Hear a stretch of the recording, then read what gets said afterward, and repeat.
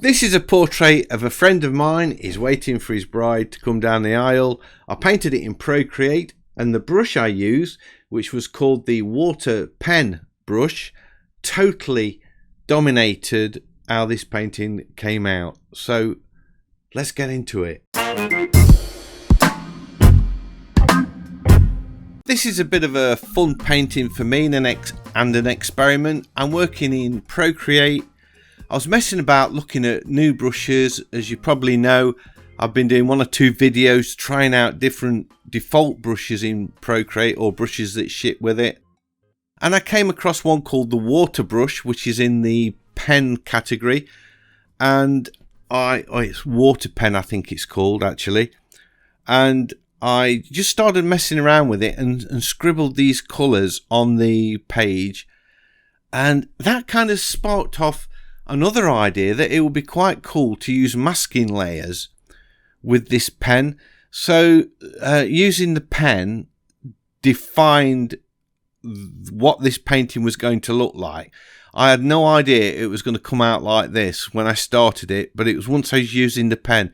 And you can see, using a masking layer there, I was able to scribble in the colour of the clothes or his jacket really quickly, because what I did, I put down those colours, and the white I was using a masking layer to etch out the colour, so then I could start painting in the characters. So it did mean I had to pay a lot of attention to the actual detail of this character. I call this painting The Groom Awaits, or because I was at a wedding. This is the groom, his name's Pete, and he was waiting for the bride to turn up, and he looked so nervous. I captured this photo of him, and I wanted to paint it. I thought it would look great. The setting was awesome. It was actually somewhere in Leicester where Shakespeare had actually walked on the stage where they got married, and both these two people that got married love literature and stuff like that, so it meant a lot to them. So it was a absolutely brilliant wedding, and Pete gave the best speech I've ever heard at a wedding ever. It was absolutely fantastic. But anyway, I'm sort of going off the track. What I wanted to do was do this portrait, but using that water pen brush totally dominated how this painting came out. So I was using masking layers a lot. I've sculpted out his face. I had to pay real attention for that, and I could have painted just a white background over the top, and then used alpha layers to paint on it if I'd have wanted. I could have got a similar sort of result like that, but I chose to go down the route of using masking layers to cut out of this background the groom, and then out of the jacket I cut out the flowers on his lapel. So I did some sort of cutting out work there, and some of the highlights on his arms as well. I struggled with the face a bit. I went back and undid that, and I felt if once I get those glasses in, that will give me some real points of reference to get the rest of the photo in. I didn't want him sticking his tongue out like in the photo. I think he's sticking his tongue out at his brother there, because they were sort of, watching on eagerly as he's waiting for his bride to turn up.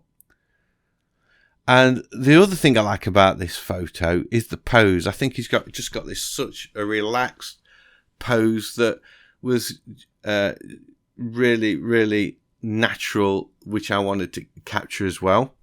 The face bit, I'm not doing this in I'm not using layer mask on this. I created a layer on top of all of the other layers to start painting the face. I didn't think that needed the this effect so much. And same with the hair. I've painted the curls in his hair on a layer above the sort of background layer and the layer of his jacket and so on. So I'm still painting. I'm not using the layer mask. I don't think. I'm still painting on top. Yeah. And adding a little bit of colour. Took me a while to get his features right and get his eyes just how I wanted. I tend to paint eyes too small, and then I'll be using the enlarge tool or something to make them a bit bigger. But because he got the glasses on, I was really able to reference the size of them, and it was a lot easier in this case. I started to paint them too small, but very quickly realised that, was able to get them the right size. And I wanted the reflections in the glasses as well, so I'm not yeah, you can see in the photo there's not a massive amount of detail in the face or the eyes to go with. So that, again, that works for me because I'm not all about detail. I'm all about mood and light and impression rather than worrying about the detail too much. But there you see, I could sort of paint over the eye. I did that on a separate layer. Then I was able to just sort of erase it out. So the old painting was done, and when I was using this this water brush, and I also use that for the eraser as well, and for the blender if I did any blending. I decided I didn't like that background at all. So what was really cool, because I made this layer mask, I was able to just clear that layer and then scrub in this second colour of just the blue for the background, which I felt worked way better than that sort of many coloured grungy looking colours that I'd got before. So I was much happier with this blue, and they were just, because I'd got that layer mask on, I was able to just scribble them in really loosely, and I think it worked quite well. I always find ears fascinating to paint. There's a lot of blood in your ear, so you need to make the colours warmer and redder. Is that a word? Redder? I'm not sure. But anyway, you need to sort of... I could have probably put a little bit more red in the top part of the ear, perhaps. So you can see on the rim of his ear, it's a nice sort of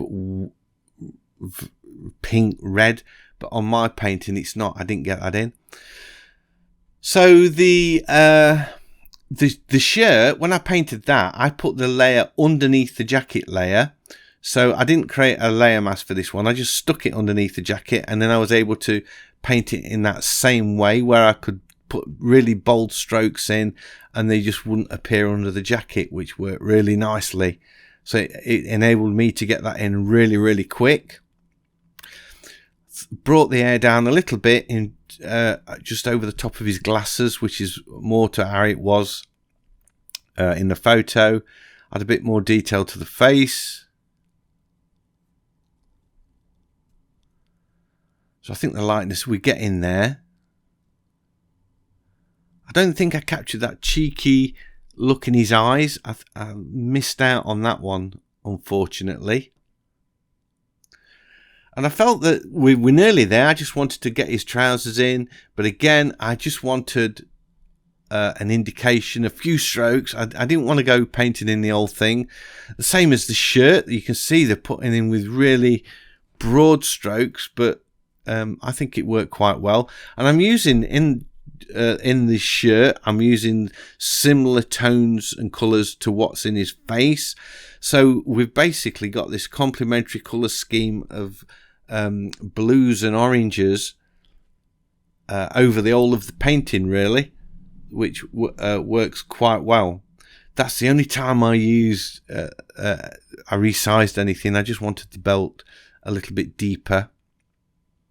I did a little bit of shadows.